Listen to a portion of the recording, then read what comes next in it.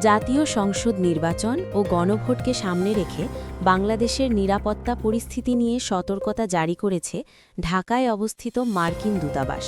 রাজনৈতিক সমাবেশ ও বিক্ষোভ বাড়তে পারে এমন আশঙ্কায় এই সতর্কতা দেওয়া হয়েছে।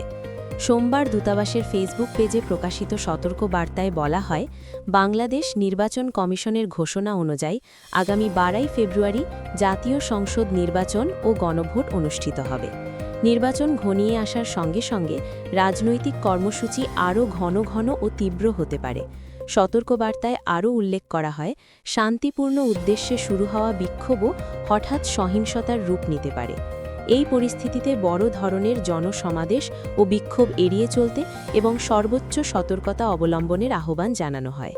বাংলাদেশে অবস্থানরত মার্কিন নাগরিকদের আশপাশের পরিস্থিতি সম্পর্কে সচেতন থাকার, স্থানীয় গণমাধ্যম নিয়মিত পর্যবেক্ষণ করার এবং যে কোনো ধরনের ভিড় এড়িয়ে চলার পরামর্শ দিয়েছে দূতাবাস।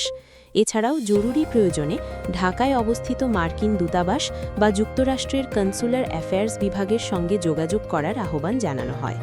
সেই সাথে নিরাপত্তা সংক্রান্ত হাড়নাগাদ তথ্য পেতে স্মার্ট ট্রাভেলার এনরোলমেন্ট প্রোগ্রামে নিবন্ধনের পরামর্শ দেওয়া হয়েছে।